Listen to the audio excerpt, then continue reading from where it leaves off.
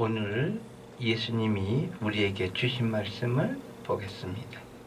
말씀은 마태복음 20장 29절부터 34절 말씀 되겠습니다. 오늘 말씀은 예수님이 맹인의 눈을 뜨게 만들었다 하는 요 사실을 통해서, 이 말씀을 통해서 우리에게 하시고 싶어 하시는 말씀이 뭘까? 그 말씀을 보도록 하겠습니다. 자, 먼저 29절. 그들이 하고 얘기하죠.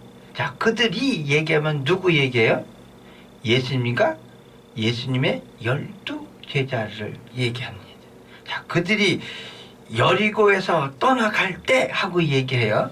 자, 여기서 보면 여리고라는 지역이 나오는데요.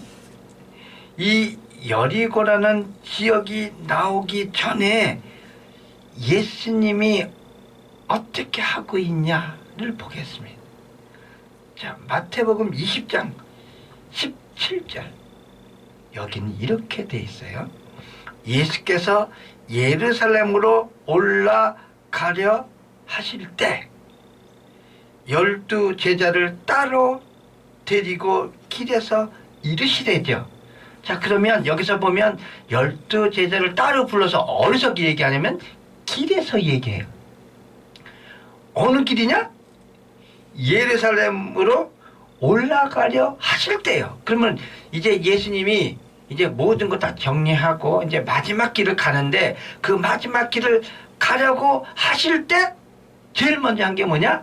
예수님의 12 제자를 길가에서 이제 가는 길을 이제 예수님과 제자들이 같이 출발하는 거예요. 출발선상에서 따로 모아서 하시는 말씀이 뭐냐면 바로 18절에 보라, 우리가 예루살렘으로 올라가노니 하면서 뭐 얘기하죠? 인자가 대제사장들과 서기관들에게 넘겨지매 그들이 죽이기로 결의하고 이방인들에게 넘겨주어 그를 조롱하며 채찍질하며 십자가에 못 박게 할 것이나 제3일에 살아나야 하리라. 자, 예수님이 예루살렘을 출발하려고 갈릴리에서 출발하실 때, 출발하면서 길에서 제일 먼저 하신 말씀이 뭐냐? 나는 유대인의 대제사장과 서기관과 바리새인들에게 넘겨줘서 그들이 죽이기로 결의하고 이방인에게 넘겨줘서 채찍질, 조롱, 십자가에 못 박게 할 것이다 하고 이미 뭐예요? 출발할 때 얘기하죠. 자, 그런데 자, 이건 뭐야? 출발할 때 얘기했던 건 뭐예요? 중요한 거 얘기한 거죠. 자, 이 중요한 거 얘기했는데, 자, 제가 여러 번 말씀드렸죠. 우리 사도신경 신앙 고백할 때 뭐 고백한다고요?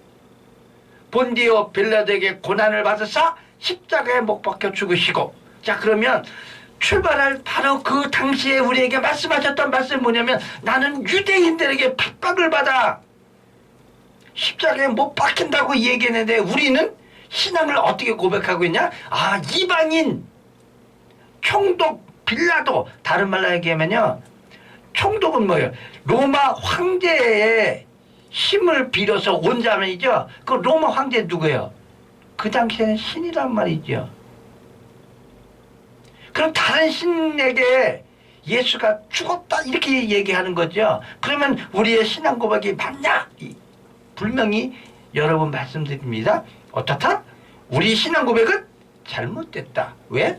예수님이 분명히 얘기하잖아요. 올라가실 때 12 제자를 따로 데리고 길에서 이래. 길에서 바로 얘기했는데 우리는 바로 예수님은 빌라도에게 죽었어. 이거 틀려요? 자, 두 번째. 자, 그들이 자 이제 예루살렘을 가는데, 예루살렘으로 가려면 어디를 거쳐야 되냐면 사마리아를 거쳐서 예루살렘에 들어가야 됩니다. 그런데 성경에 보면요, 예루살렘으로 올라가실 때 그러면서 바로 나오는 지역이 어디냐면 여리고입니다.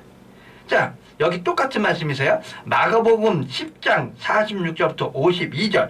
누가복음 18장 35절부터 43절. 자, 마가복음 10장 보시기 바랍니다. 마가복음 10장 32절에서 이렇게 되어 있습니다. 예루살렘으로 올라가는 길에 예수께서 그들 앞에 서서 가시는데 그들이 놀라 따르는 자들이 두려워하더라. 이에 다시 12 제자를 데리고 자기가 당할 일을 말씀하여 이르되 보라 우리가 예루살렘에 올라가느니 인자가 대제사장과 서기관들에게 넘겨짐에 그들이 죽이기로 결의하고 이방인에게 넘겨 죽이고 똑같이 나오죠. 자, 여기 46절에 보면 그들이 여리고에 이르렀더니죠. 자, 그러면 왜 여리고로 갈까요? 사마리아로 거쳐서 가야 되는데, 그러면 사마리아에 이르렀더니 사마리아에서 떠나가더니 이렇게 얘기를 해야 되는데 왜 여리고에서 들어갔더니 여리고에서 나갔더니 이렇게 나올까요? 열왕기 하 17장 7절부터 볼게요. 여기는 이렇게 쓰습니다. 이 일은 이스라엘 자손이 자기를 애굽 땅에서 인도해 내사 애굽 왕 바로의 손에서 벗어나게 하신 그 하나님 여호와께 죄를 범하고 또 다른 신들을 경외하며 여호와께서 이스라엘 자손 앞에서 쫓아내신 이방 사람의 규례와 이스라엘 여러 왕이 세운 율례를 행하였습니다. 그러면서 뭐예요? 사마리아는 아스로 왕에게 멸망당한다. 유다와 예루살렘은 바벨론에게 멸망해요. 멸망한 건 똑같아요. 그런데 나라가 망했는데 망했죠. 똑같은데 왜 사마리아를 통과하지 않고 여리고로 통과할까? 이유가 있어요. 17장 24절 여기는 이렇게 기록되어 있습니다. 아스루 왕이 바벨론과 구다와 아와와 하맛과 수발와임에서 사람을 옮겨다가 이스라엘 자손을 대신하여 사마리아 여러 성읍에 뭐한다고요? 두매.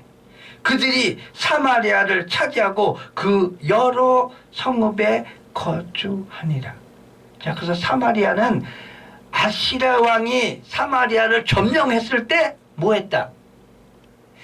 여러 나라 사람들을 사마리아에게 거주하게 하고 사마리아에 있던 이스라엘의 10지파는요 다 다른 데로 다 보내버렸어요. 자, 그래서 이것 때문에 이스라엘은, 그러니까 이스라엘 그러면요 여러분 이스라엘 12지파를 얘기하는 게 아니고요, 이스라엘 그러면 유다를 얘기합니다. 대표적으로 이스라엘 그러면 유다를 얘기하는 거예요. 왜 그럴까? 자, 뜨문뜨문 볼게요. 에스라 9장 5절부터 볼게요. 저녁 제사를 드릴 때 내가 근심 중에 일어나 속옷과 겉옷을 찢은 채 무릎을 꿇고 나의 하나님 여호와를 향하여 손을 들고 말하기를 나의 하나님이여 내가 부끄럽고 낯이 뜨거워서 감히 나의 하나님을 향하여 얼굴을 들지 못하오니 이는 우리 죄악이 많아 정수리에 넘치고 우리 허물이 커서 하늘에 미침이니이다. 우리 조상들의 때부터 오늘까지 우리의 죄가 심함에 우리의 죄악으로 말미암아 우리와 우리 왕들과 우리 제사장들과 여러 나라 왕들의 손에 넘기사 칼에 죽이며 사로잡히며 노략을 당하며 얼굴을 부끄럽게 하심이 오늘과 같으니이다. 이제 우리 하나님 여호와께서 우리에게 잠시 동안 은혜를 베푸사 얼마를 남겨두어 피하게 하신 우리를 그 거룩한 초소에 박힌 못과 같게 하시고 우리 하나님이 우리 눈을 밝히사 우리가 종로로 사는 중에서 조금 소생하게 하였나이다. 조금 소생했던 게 뭐예요? 우리 민족이 수천만인데 거기서 몇 명 뽑아다가 예루살렘에 보냈다 이런 뜻이에요. 그런데 왜 여기서 죄악을 고백하냐?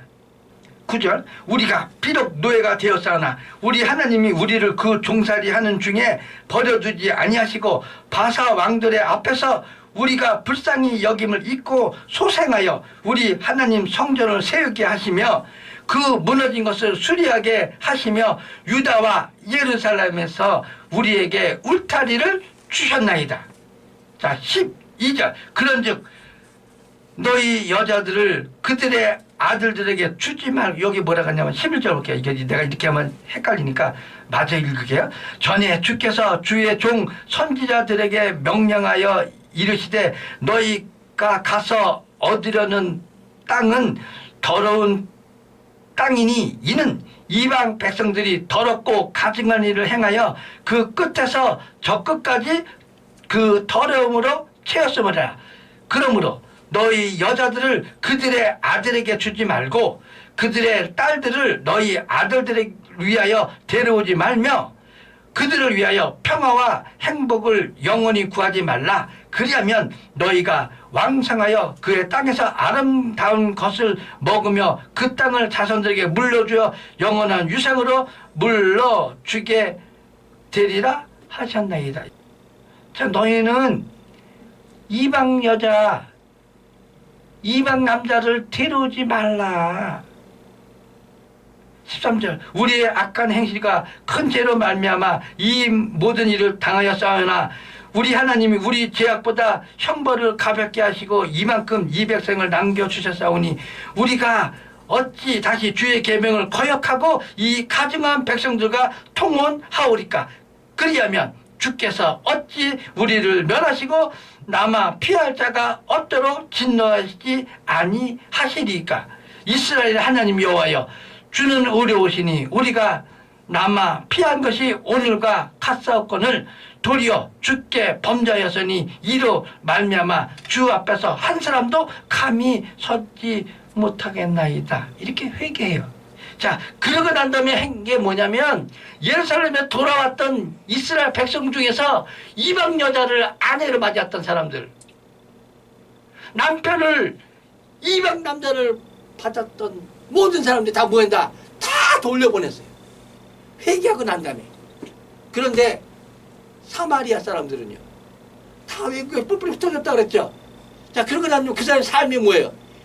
외국인하고 이방인하고 섞여서 살았기 때문에 이런 회개의 절차를 밟지 않았다.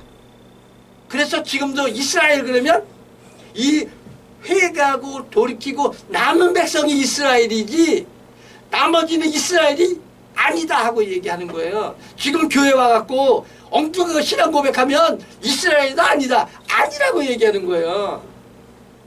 교회 밖에도 구원이 있다고 얘기하는 것들한테 무슨 그 사람들이 구원이 있습니까? 제 말이 틀립니까? 성경에는 오직 예수 그리스도 외에는 구원받는 이름을 주지 않았다. 예수 그리스도 네 거로 교회예요. 그러면 교회에서 구원받는 거예요. 근데 교회밖에 구원이 있다 그러면 이거는 완전히 언어 도단이죠. 자, 이래서 예수님이 예루살렘으로 올라가실 때 사마리아를 거치지 않고 여리고로 들어가신다. 요 말씀 하나 갖고도 은혜가 되죠. 왜 예수님이 여리고에서 나오셨는지.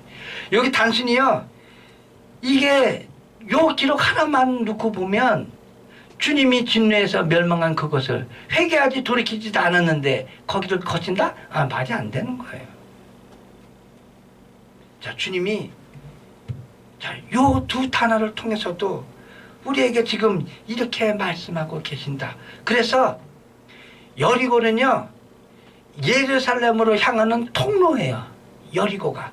그래서 이스라엘 사람들은 타 지방에 있거나 어뢰에 있거나 예루살렘에 들어갈 때는요, 사마리아를 거쳐서 들어가는 게 아니고 여리고를 통해서 들어갑니다.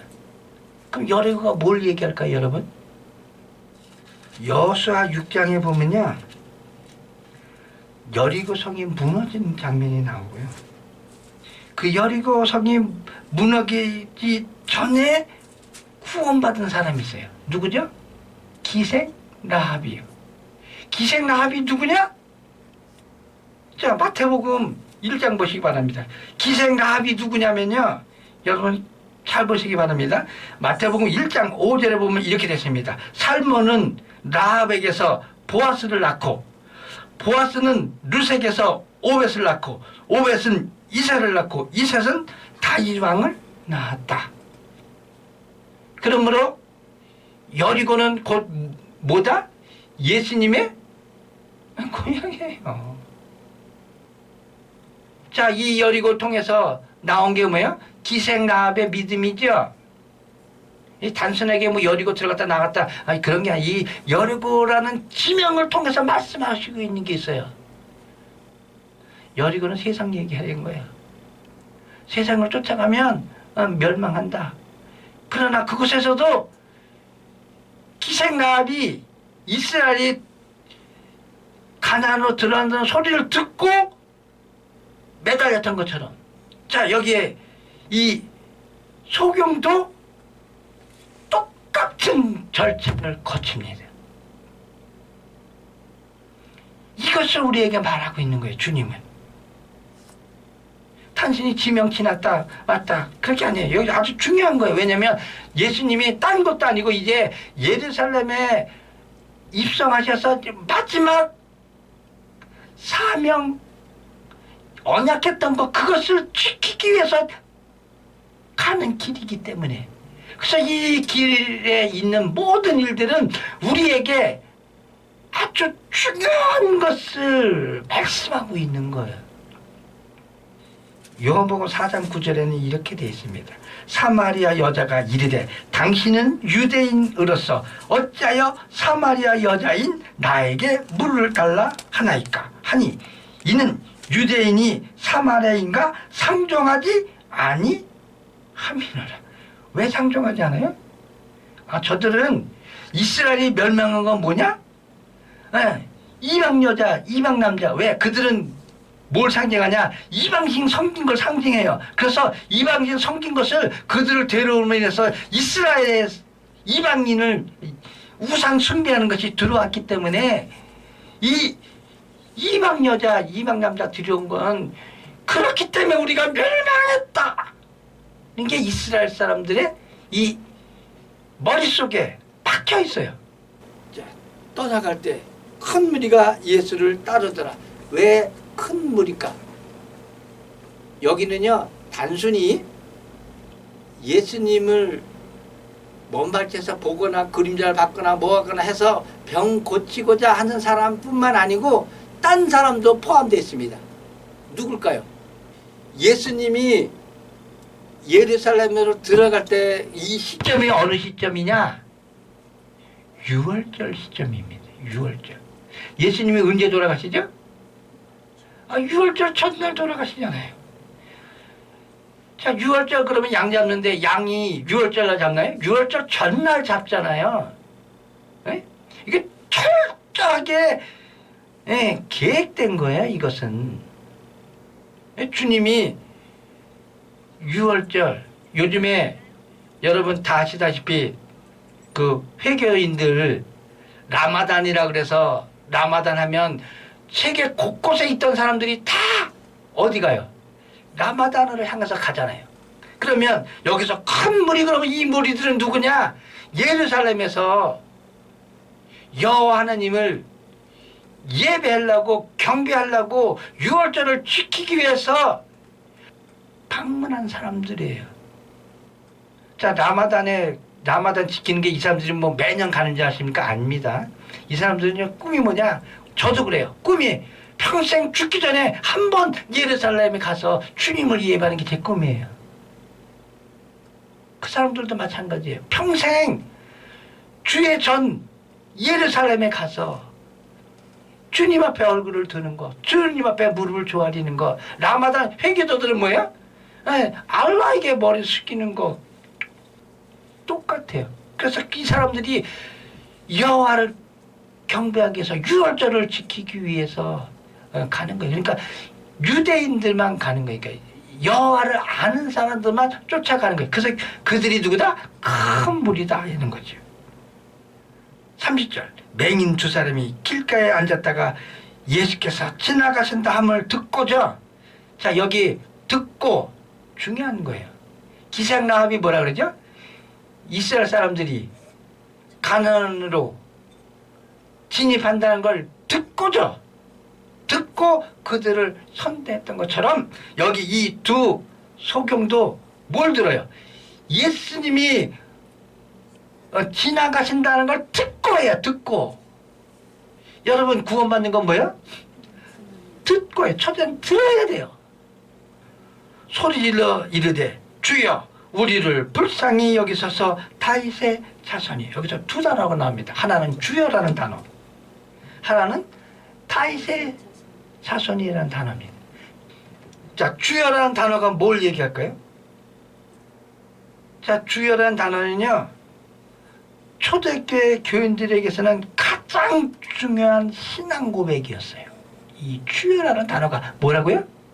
신앙 고백이었다고요. 신앙 고백. 로마서 10장 9절 보시기 바랍니다. 여기는 이렇게 기록됐습니다.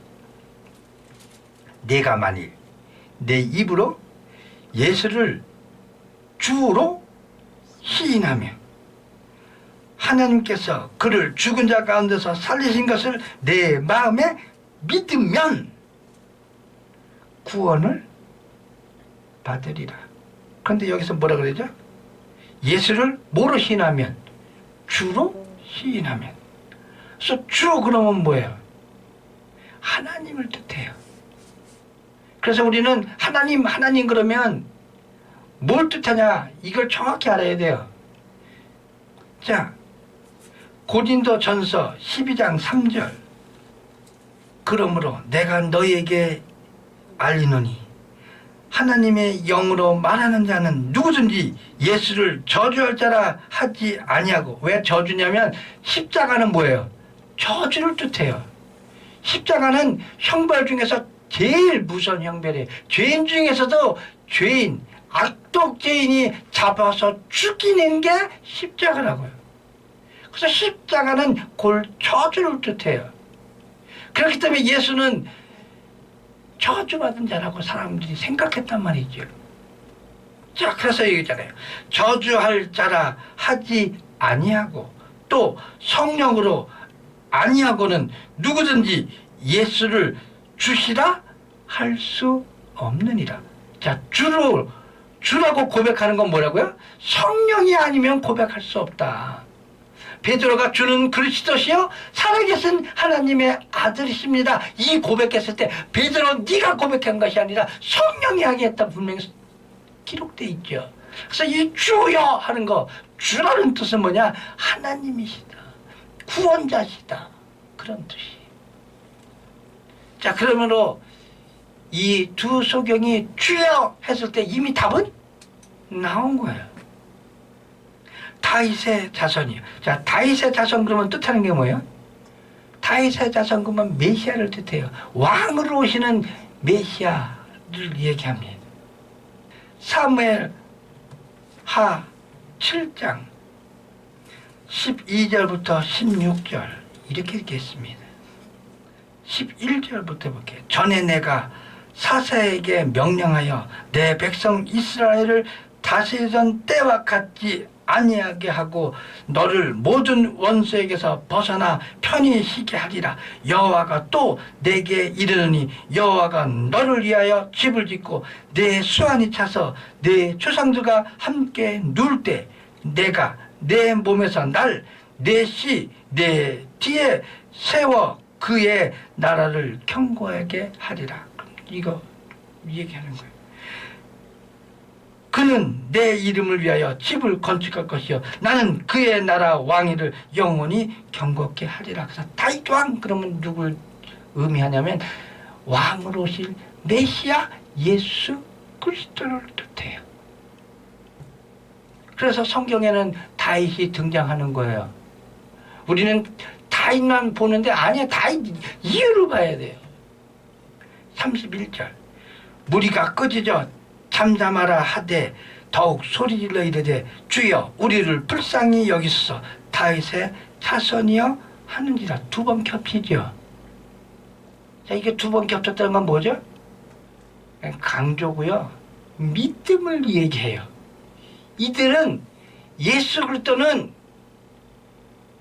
하나님이시다, 예수 그리스도는 우리를 구원할 수 있다, 우리의 눈을 뜨게 해줄 수 있다. 확실하게 믿는 거예요. 한 번만 얘기한 거예요. 두 번이잖아요. 강조라고 그랬잖아요. 자, 여기서 왜 이렇게 했을까요? 바로 마태복음 20장 20절에 보면 뭐가 나오냐면요. 예수님의 제자들은 예루살렘에 입성하는데 뭘 구하냐면 하나는 좌편에 하나는 우편에 세배대 아들을 좌우편에 앉아? 그럼 우리 뭐야? 그리고 분냈다고 기록되고 있어요. 그 다음에 이 구절이 나와요. 소경 눈뜨게 해달라는 구절이 나오는 거죠. 자, 왜 이렇게 배치했을까요? 아직도 여전히 제자들은 영의 눈이 띄어지지 않았다. 세상 눈으로 예수를 바라본다고 얘기하는 거고요. 구원받으려면, 눈을 뜨려면 어떻게 된다? 눈을 떠야 된다고요. 영의 눈을 떠야 된다고요. 그래서 우리는 육적으로 보는 게 아니라 영적으로 봐야 된다는 걸 여기서 이 말씀을 통해서 우리에게 얘기하고 있어요. 그래서 32절에 이렇게 써요. 예수께서 머물러 서서 그들을 불러 이르되 너에게 무엇을 하여 주기를 원하느냐? 이르되 주여 우리가 눈뜨기를 원하나이다. 자, 여기서 소경은 어떤 사람일까요? 자, 소경은요 대단한 사람이 아니에요. 지금도 여러분 소경 그러면 다 인식이 그렇잖아요. 못 살고 어렵고 작은 자로 치잖아요. 그럼 이 당시에는 뭐 별다르겠어요? 똑같죠. 그래서 여기서 소경은 작은 자를 뜻해요. 그런데 이 작은 자, 볼품 없는 자라고 할지라도 주의 이름을 부르면 뭐한다? 구원 받는다. 아무리 미천한 자라도 주를 찾으면 구원 받는다. 그래서 34절에 이렇게 말씀합니다. 예수께서 불쌍히 여기사 그들의 눈을 만지시니 곧 보게 되어 그들이 예수를 따르니라. 주님은 대단한 자만을 구원하시는 게 아니에요. 주님은 이름 없고 아무 포품 없고 가진 것 없고 힘 없고 능력 없어도 믿음으로 주님 앞에 나오는 자, 믿음으로 주님 앞에 부르짖는 자, 이런 자를 오늘도 부르시고 구원하신다. 이 은혜가 여러분에게 차고 넘치시기를 예수 이름으로 축원합니다.